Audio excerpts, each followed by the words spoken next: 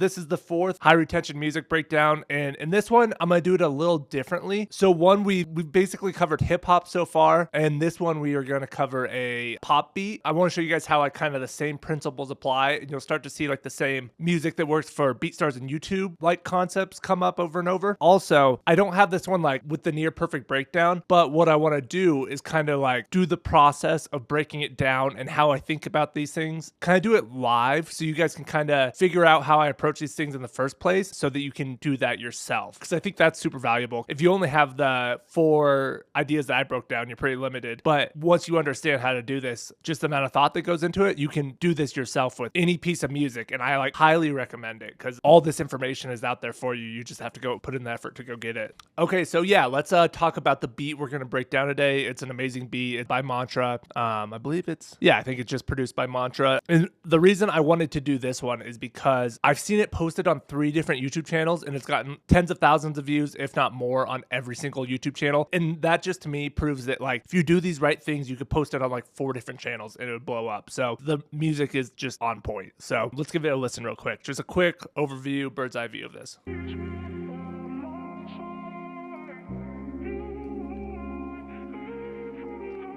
So something that he did right away, ear-catching vocal, like it's already a vibe. Contrast that snaps you into it.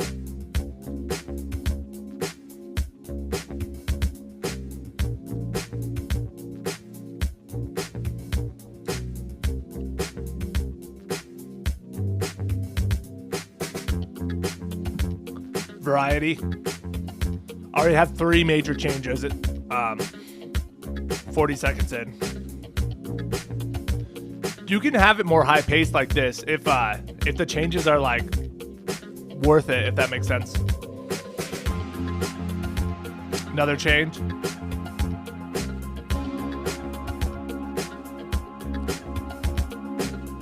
Feels like it's building. We're building to something.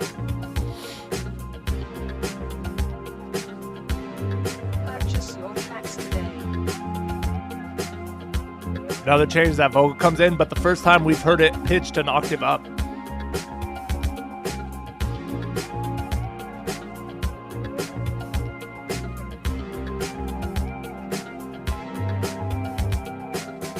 Switch up. Dropped it all out. Contrast.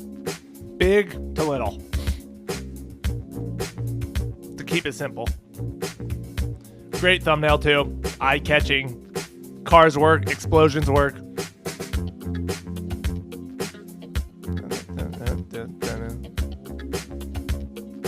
And the music's good too. That always helps. Like the music is just flat out good. And what I mean by good is catchy. Like the loop is a great loop. Even though it's not really loopy. Something's building.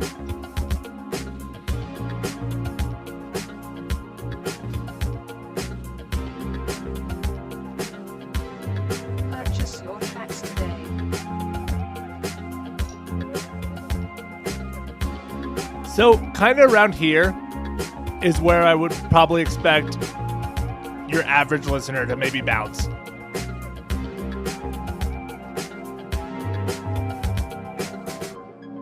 But if they made it to here, this will rehook them right here. It would have been nice, maybe a little more variety in here. Because then like, you never want to hear something again, or almost never. But you also want it to be structured and have it make sense. But the bridge is like that ARP is new. I think it's a new progression.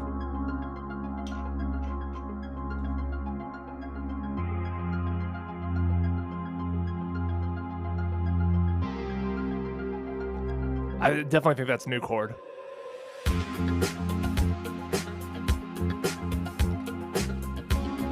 Interesting that they didn't bring the vocal back. However, like, this is like the biggest that this has opened up as far as filter wise on that synth. Purchase your tracks today. Give that vocal back. This does feel like the biggest moment though, for sure.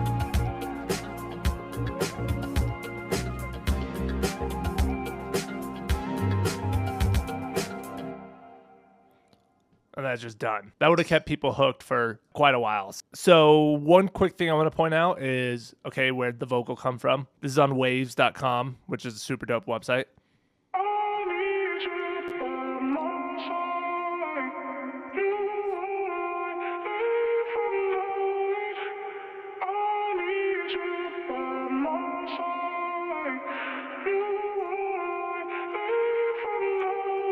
However, this is the producer, Mantra, who did it. He released the vocals afterwards. If I had to, featuring singer-songwriter, you got me. So yeah, if my guess is that he locked in with this person and he got all these vocals. He brought these starters, and then Mantra used them for his own stuff. And that's really cool too. Give you a really dope competitive advantage if you're the only person with these vocals. It's such a cool thing that makes your music unique. Literally the only place in the world that they could get that exact beat would be you. So that makes your stuff super valuable. And however you want to position it, because also if you're like sending out for collaborations, it's the same thing. Is like people want to collab with you because that is truly the only place in the world where they can get that exact sound with like that exact character and stuff. So yeah, what we're gonna do is just do a really in-depth breakdown here. I'm not gonna like do a remake, but I'm gonna kind of like structure it out here, like, okay, intro, list all the elements that we can think in the intro, and then like have notes of how it works. And I literally do this process like all the time. I try to do it as often as possible, and you pick up patterns, and this is how you discover that the same patterns happen over and over again. And for certain types of beats and genres and styles, it's like, oh, I remember this one beat did it like this. I could try that with this progression in this beat. It's kind of how you can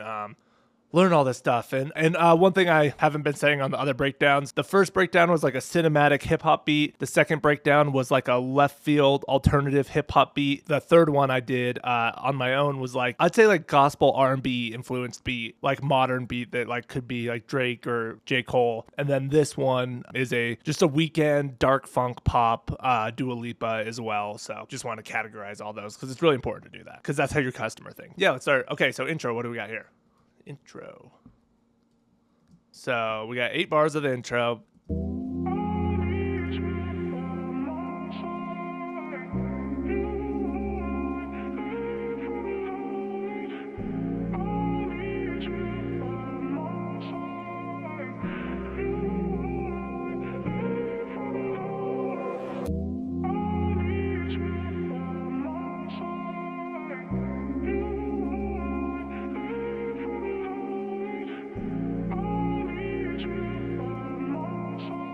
I'm assuming this. So yeah, there was one thing I can't tell. So it's like the synth chords, the lead vocal, the noise, and the texture. The question is,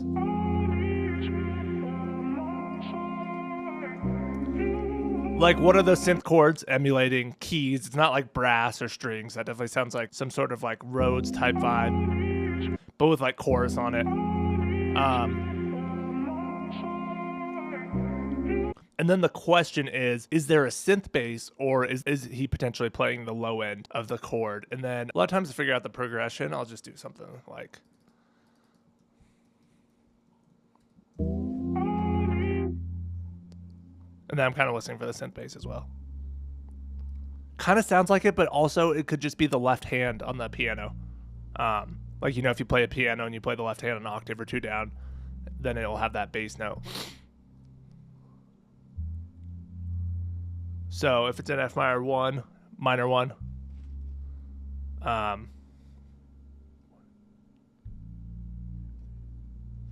six.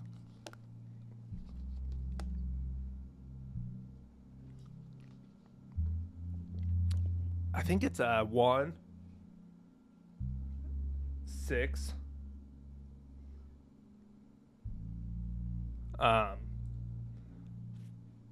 4, 5, and then it's a dominant 5, so it's like a major dominant 7th, a major 5, so it's like, wait, 5, and then it's the same on the same note or on the same root.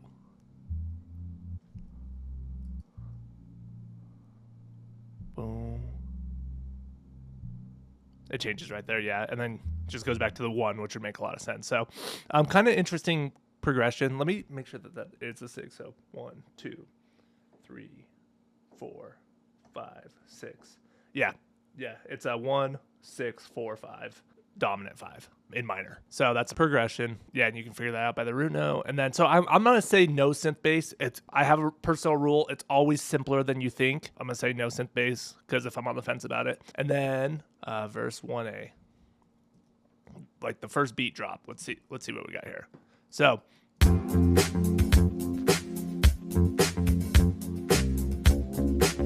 I'm listening to that synth. First thing I noticed is it's sidechained. Like you can hear it. Dun, dun, dun,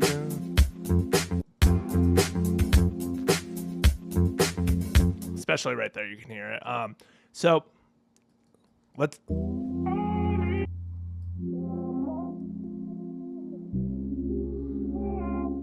It doesn't seem, because if it was just filtered, you would get all that low end, and you don't get that there.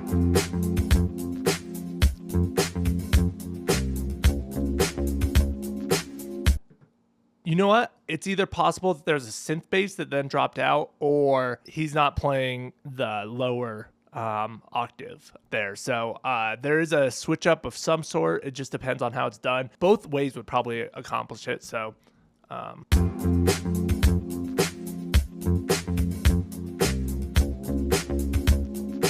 it definitely sounds more like a pad, but it could be like a Rhodes too, or like a filtered synth pad. It's hard to tell.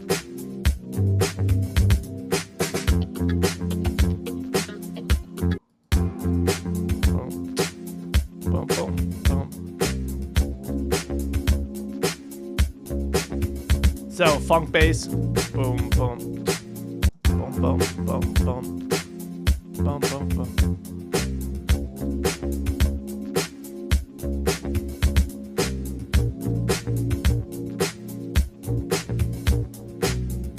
Drums come in, kick, snare.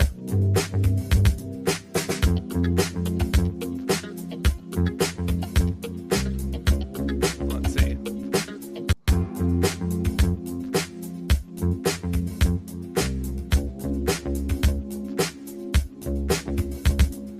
So it sounds to me like snare.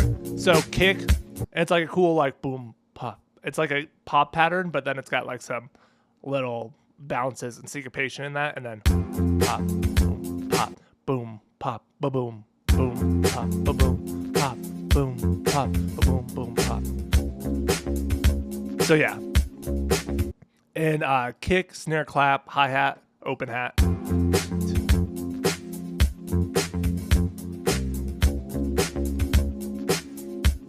And I think as the snare and the snare's layered with a clap, you can hear it's wide.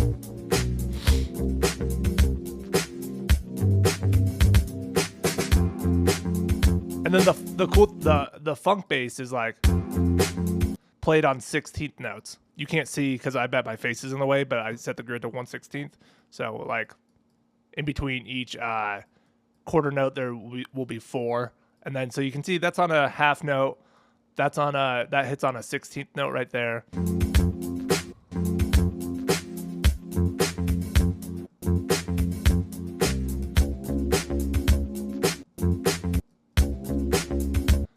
And honestly, it's mostly chord notes, which is like a 16th note sprinkled in there. A lot of times if you think funk, you think it has to be like a ton of 16th notes. It's like the tasteful one sprinkled in there within the 8th note, and the strong structure is where it really gives like the whole vibe. You just hear one, you're like, oh, that's funky. You don't need to have like all this like crazy patterns. It's going to get too weird.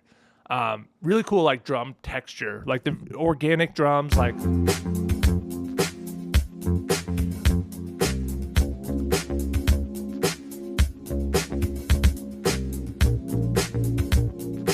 I think kick snare for sure is like drum machine, but the way it's played feels really organic, and the hi-hats as well. There's like just like a cool texture to them. Really cool drums. I could figure it out exactly, but it certainly take me some time. And it's like there's levels to the breakdowns that you want to do. I think at first like try to test yourself, because like even like breaking down a song perfectly is really difficult. It takes a lot of time and effort, but I will say once you break down someone's once, you're gonna be like, oh, this is where they get their sounds from, and then you're gonna see like the folder that has every sound you ever hear. Like not exactly like that, but like basically like that, because then you'll start to see where all these come from, and you're like, oh, they all come from the same place. So let me listen. I think we have that noise texture continuing to go throughout that part.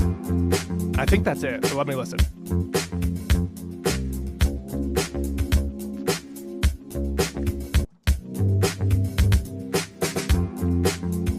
drum fill out then.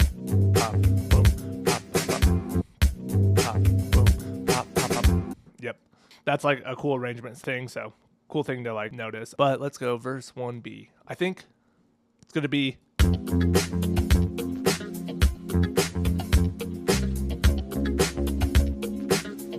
everything.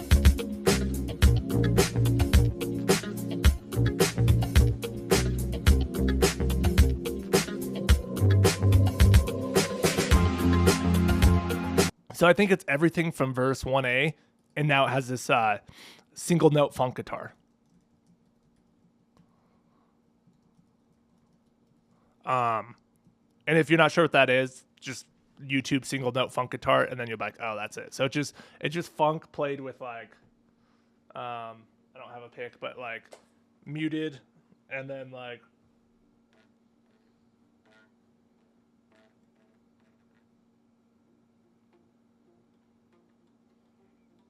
and then it's like rhythmically played with 16th notes and like 8th notes and stuff like that. All funk influence, a lot of that, and like Michael Jackson stuff, The Weeknd stuff, all that.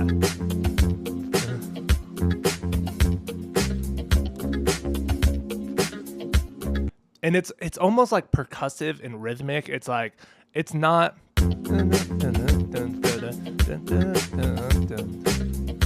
It's not getting in the way of the vocal. Like the single note funk stuff, what I've learned is like you can just do like pentatonic stuff, and I'll do like another, if that doesn't make sense, like I'll do another tutorial or course about like the basics of music theory for production of what you need to know. It's like you don't need to be a wizard. There is like some fundamentals that are super helpful and just like helps you understand things and makes more sense of what you hear.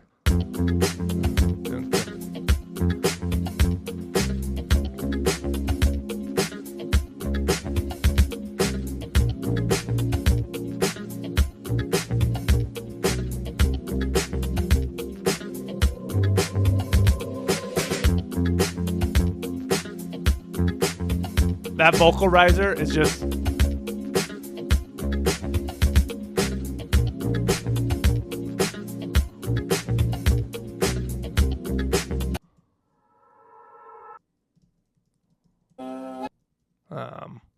kind of like that. It can just be a reverse vocal. There's other ones too.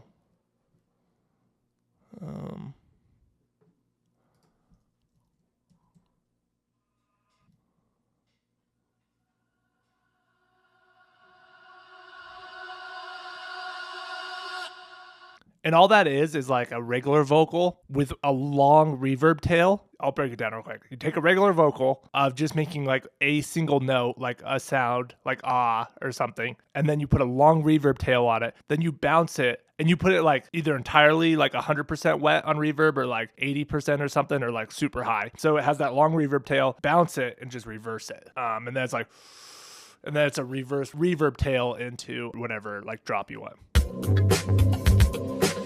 See, and that one's a ooh, that one's an ah. Just one note.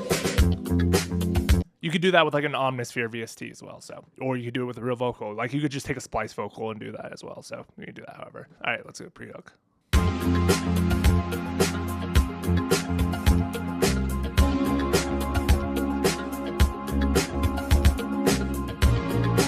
I didn't hear anything drop out. The bass is the same. Purchase your tracks today.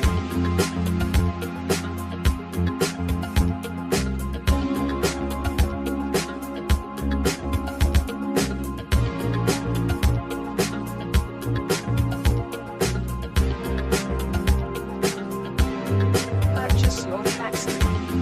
So this big open synth comes in that's like strings or brass, like emulating, which almost all synths pretty much are emulating a real instrument, or can be categorized as well. So that's another important thing, is being able to categorize the type of synth sounds that you hear. That's how you're able to remake them. To me, I'm thinking brass maybe. Like brass pads.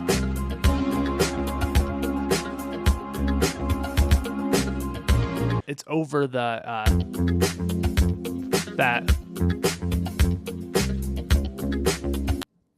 the keys or like whatever that other pad. So now that big one comes in.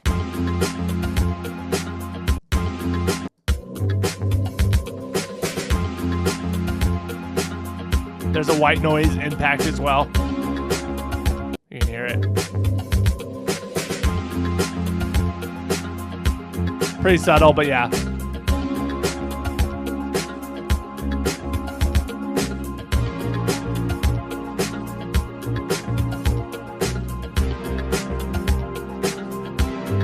Purchase your tracks today. There may be a consistent synth bass.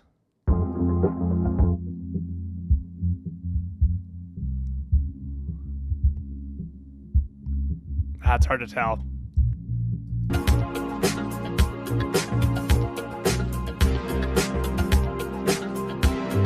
Purchase your tracks today.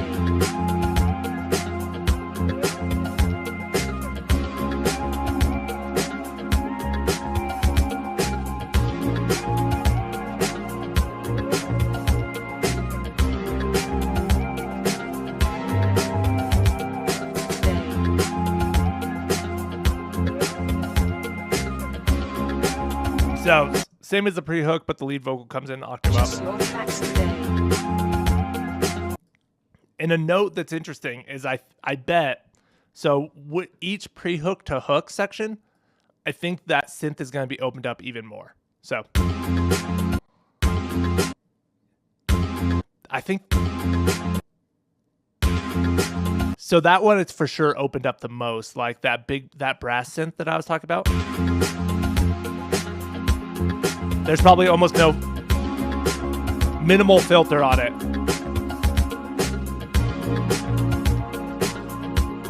Everything seems to be cut off around there, around 12K, but like let's hear the most dramatic difference. The final one, the most open.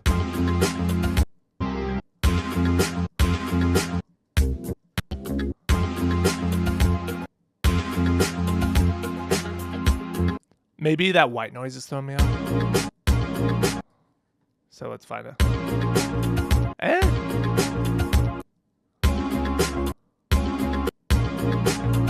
It's tough to tell. That might be something that someone would do, but I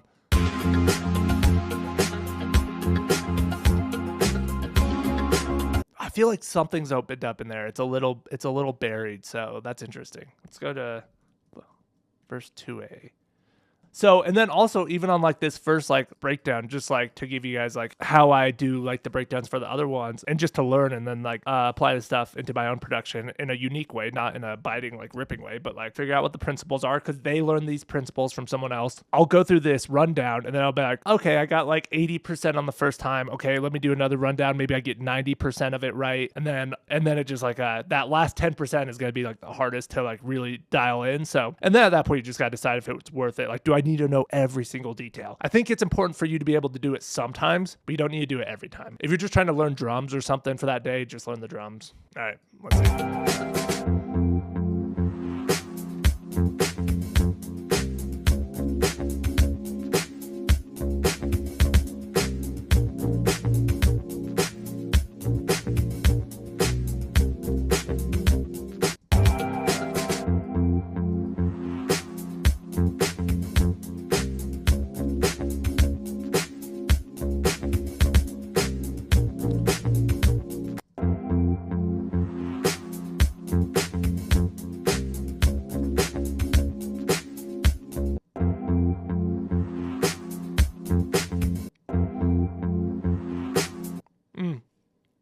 You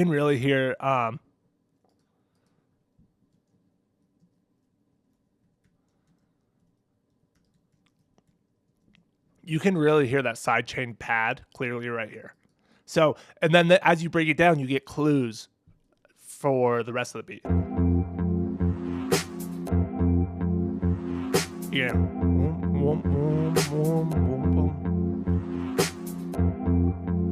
So yeah, so that's interesting. So that gives for like the clearest one we've heard. And then I think the rest is just like verse 1A. So just an interesting, that just made it different than verse 1A, just like that dropout right there. And it gave it great contrast coming from that hook. So, because I'm listening.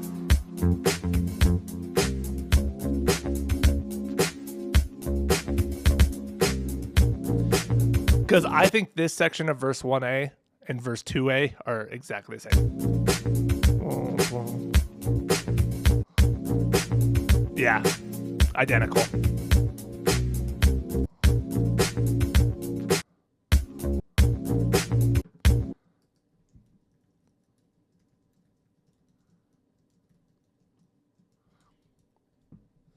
Okay, let's go verse 2B. I bet we'll...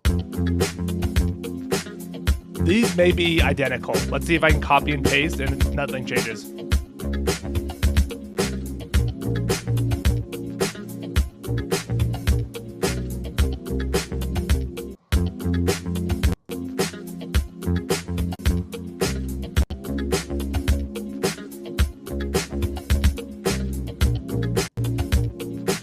I don't hear a single new thing.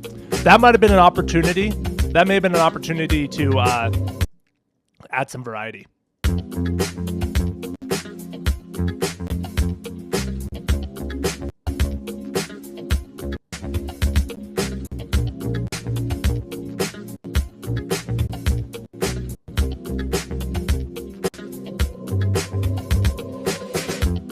But yeah, even looking at the EQ,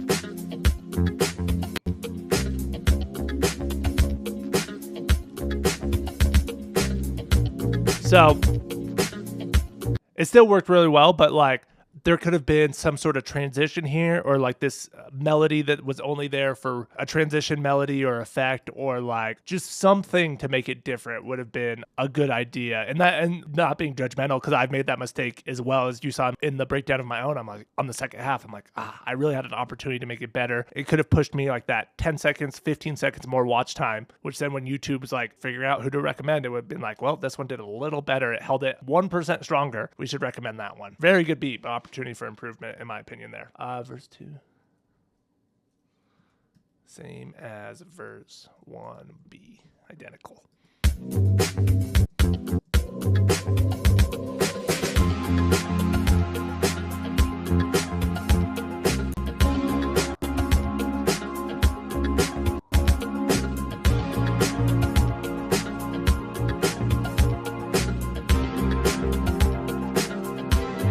Purchase your tracks today. I think same thing.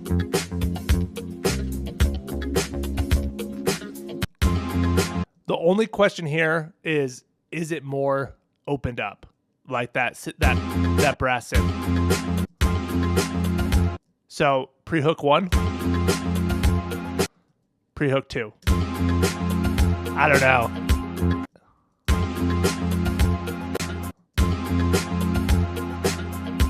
I don't even think so. I'm not hearing it. And I'm not hearing it, and if it is, it's like not that obvious. So Purchase your tracks today.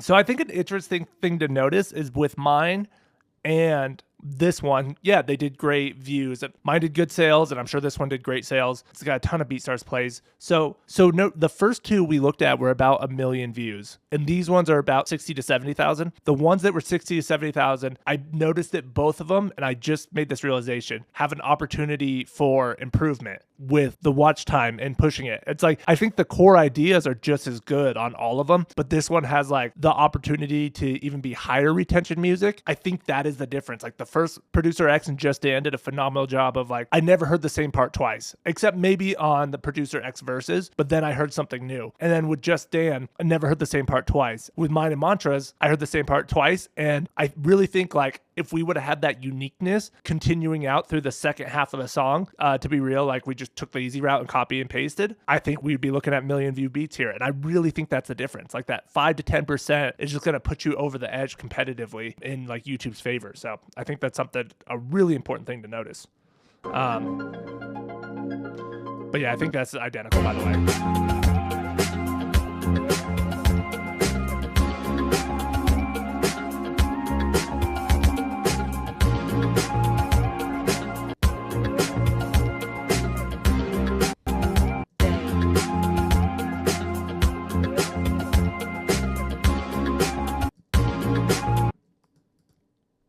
maybe it's opened up a little bit more. Maybe I'm just wanting to hear that.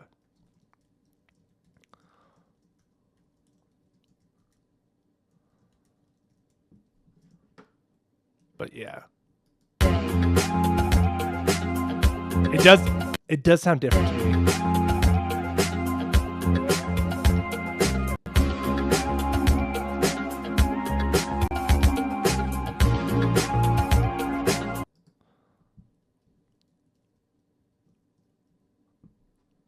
Or it's the vocal that opens up more. Something feels like there's more to it. I don't know what. And that's how you want it to feel.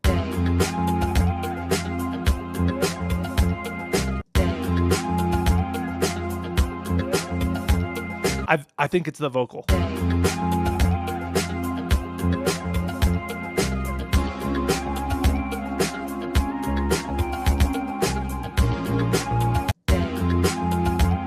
I don't know. That's tough to say. It's either the vocal or the synth. I think there's something there, or maybe I'm just hearing what I want to hear. All right, let's get into the bridge.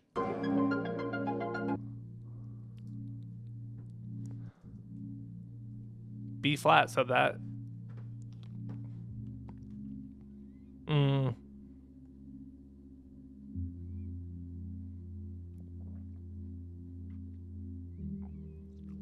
So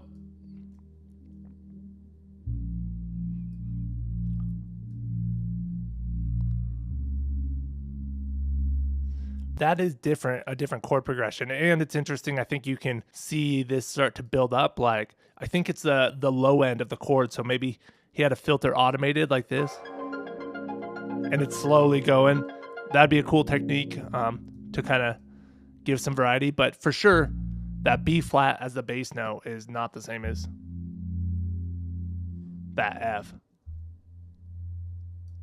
right there. And you can even see, like, on the verses, it's on the verse and the hook. It's all starts on F. And then this, I believe, is for sure starting on B flat. So that's a switch up, which is the 4. So B flat, C sharp. So 4, 6, 1. 4, 6, 1, 5. Interesting. So let's listen to it. So I think the first chord's different. Yeah, for sure. So first chord here.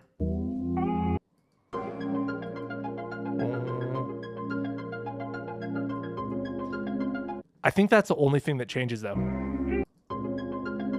Because I think that chord's the same.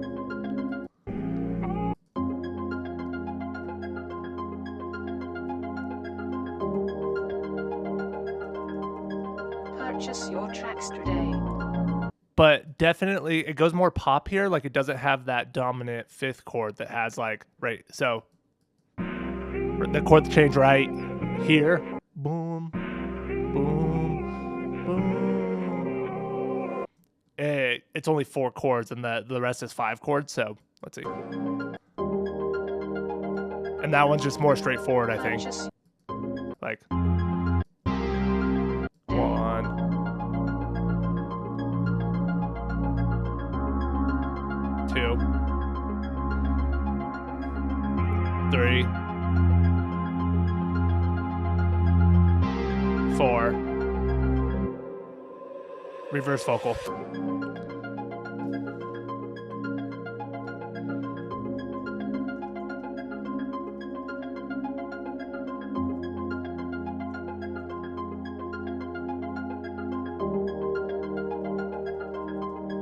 Purchase your tracks today.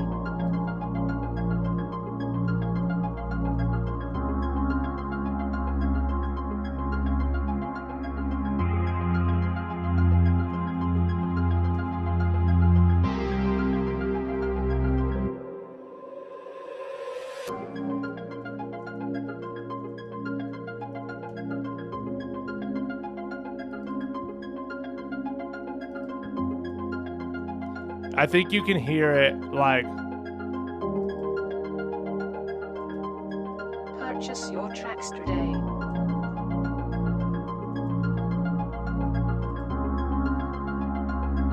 I think you can hear the filter effect that I was talking about earlier, where not a lot of low end right here. A little more. We're gonna see a little more, I think.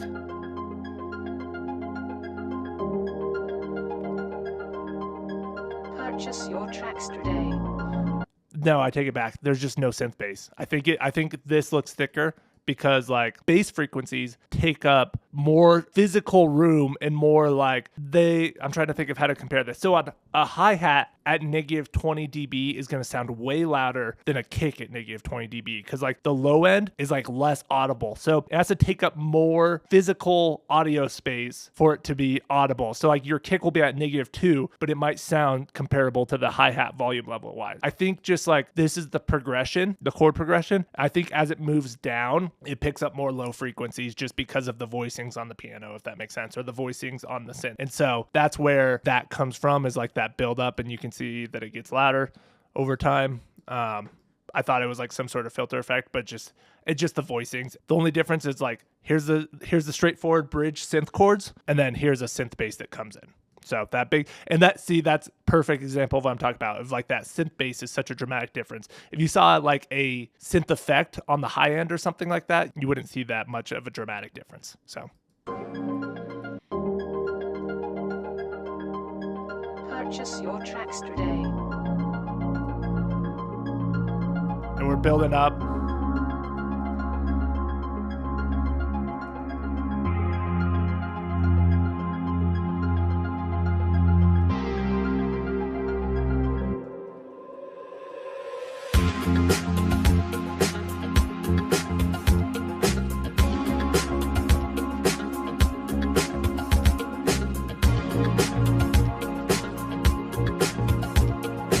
Yeah, so there's that like little transition moment.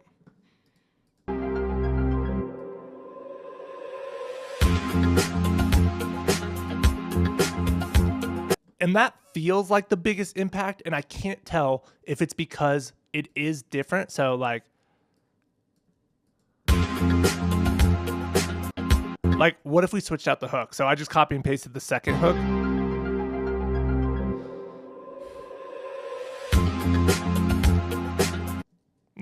Now let's try original.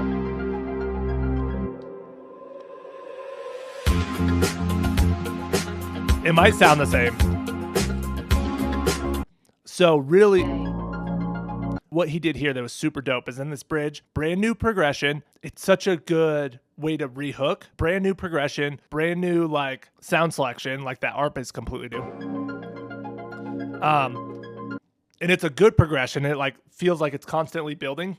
And I think it stays away from the one, or at least doesn't settle on the one. This is like some music theory, like songwriting stuff. Because you were missing all that high-end frequency, and then it snaps back to it, especially after the silence of a 1 bar of silence, except for there'll be like the reverb tail of this, and there'll be that vocal leading into that reverse vocal leading into this. It makes this so dramatic, and it feels like the highest impact moment, but it's like an illusion, I think. I don't think there's actually anything special about this one, but I think it's the placement. It's like all this building up to this moment of like taking everything away, leaving it out for a minute. So it's like, it's much more, I've heard this really good metaphor from a producer and like does a lot of film score. And he also plays like drums for the band Police. And he was talking about how playing is physical, but producing is entirely psychological. And he says the best moment is when everything comes together and you put this one simple chord in this one spot, and it's not by itself, it would just be not interesting. But because of the context and everything that's happened before it, because of that moment, it makes it interesting and special. It's like the perfect buildup. It's like the final drop of a roller coaster. If you didn't have all that leading up to it, or it's like a movie and like the final scene of a movie where everything falls into place perfectly. It's like that. It's like that's how it's like the same concept. And like if you just saw the end of a movie, like that final scene without all the context of what's been before it, you'd be like, okay, like it's interesting, like maybe a happy ending, or maybe it was a bad thing that happened. But because of all that context coming before it, it makes it such a special, impactful moment. And that's exactly how this works. It's the same thing, but it just because of the context. So that's like arrangement and high retention music and just phenomenal songwriting, honestly. So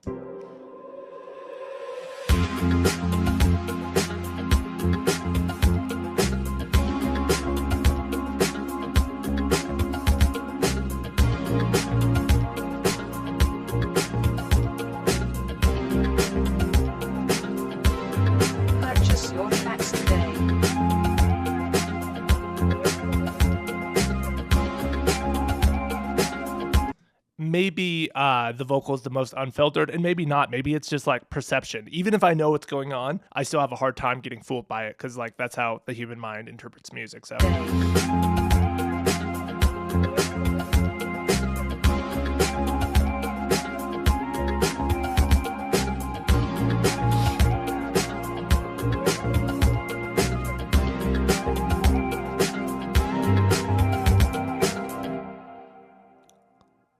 And then that's that. Just an echo or a delay on the end, something just like kind of interesting.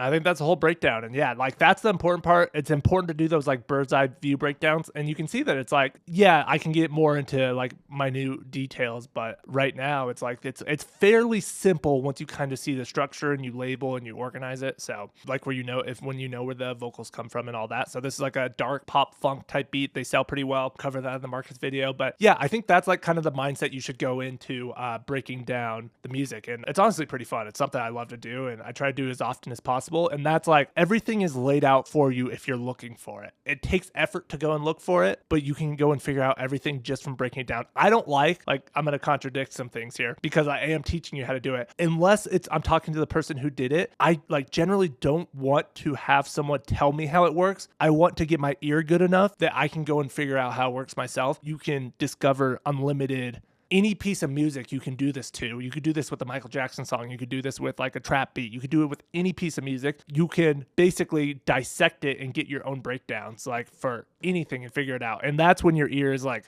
what I'm just trying to say is like, if you can copy and break down anything, your potential is limitless. Like then you can learn every single musical technique pretty much. That's how I look at it. And if you have to rely on someone telling you, then you're only limited to what they decide to invest time to create to tell you, if that makes sense. So yeah, I think being able to do these deep breakdowns is incredibly valuable and no one should ever stop doing it. You never get to a point where you're good enough because things are always changing. So you always want to learn more and you always can. So it's not like, oh, I do this until I'm good enough. And then it's like, it's never ending and it's great because that keeps it exciting. I think that's it. We'll wrap this up and I will see you guys in the next section.